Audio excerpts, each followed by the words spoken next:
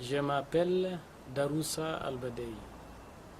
Donc je suis pile de Niger, région de Tintabaraden, en 84. Il y a des gens qui sont dans les piles, qui sont perdus les troupeaux et tout ça. Donc ils sont nomades.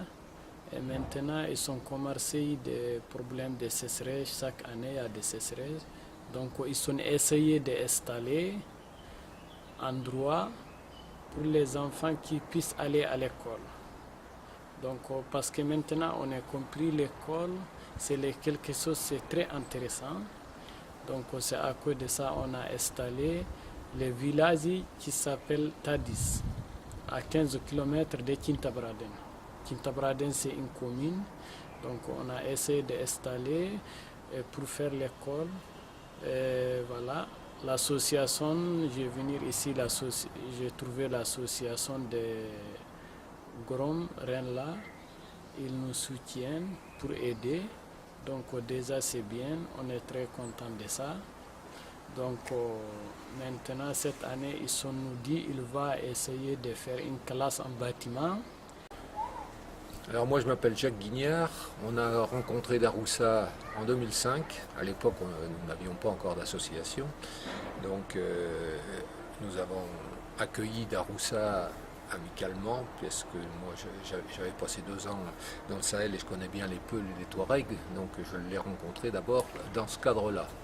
En 2006, on a créé une association qui s'appelle Gorom Rengorom et j'en suis le président. Et depuis cette époque-là, on travaille avec le nord du Burkina et maintenant avec le Niger, puisqu'on a écouté les revendications de notre ami Daroussa qui avait envie de scolariser les enfants de son campement. En 2009, de leur côté, ils ont créé une association qui s'appelle Tabarkat. Et donc ils ont recensé un peu le nombre d'enfants qui pouvaient être susceptibles d'être scolarisés et ils ont demandé un instituteur au gouvernement nigérien.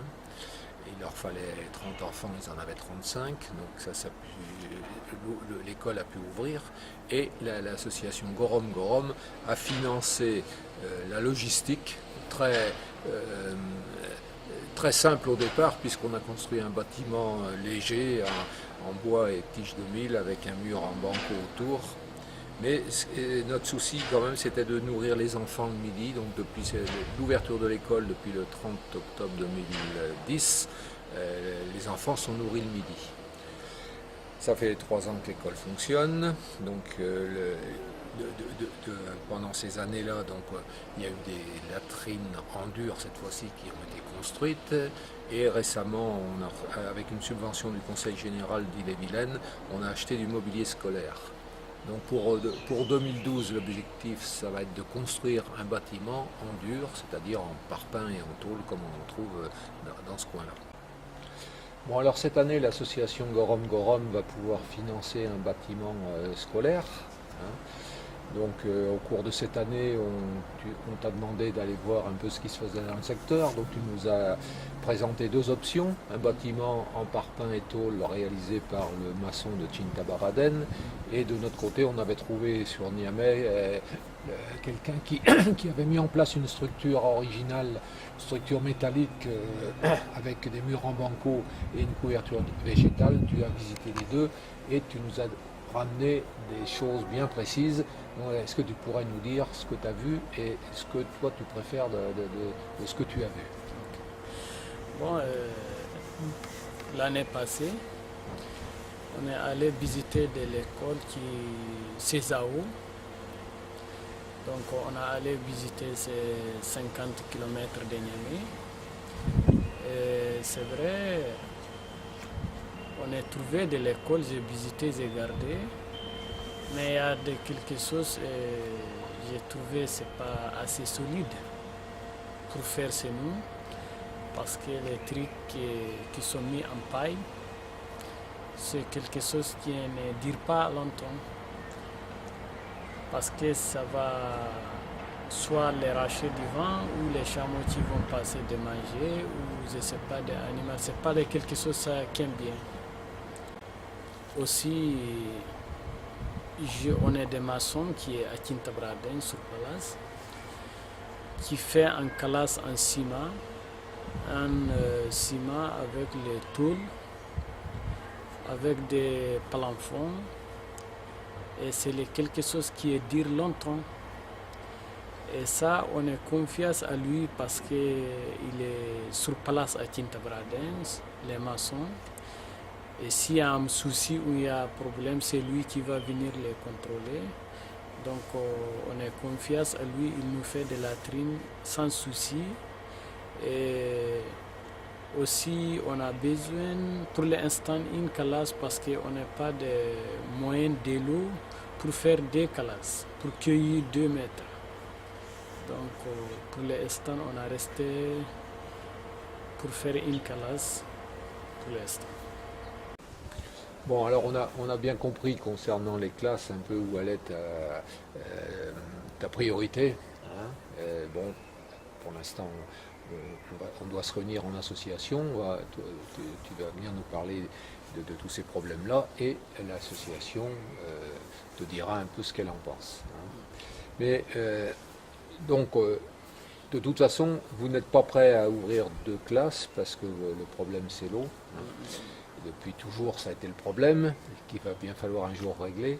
Donc, parle-nous un peu comment vous fonctionnez pour approvisionner à la fois l'école et le village en eau. Oui, l'année passée, parce qu'on cherche l'école ici, association de Gorom, Rennes, ils nous l'a cité de Charek avec l'âne pour chercher l'eau à 12 km.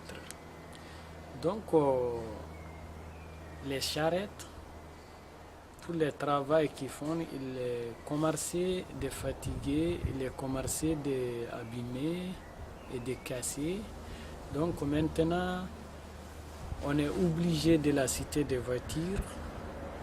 On a obligé de vendre quelques tirpots pour la cité des voitures pour chercher l'eau à 15 km.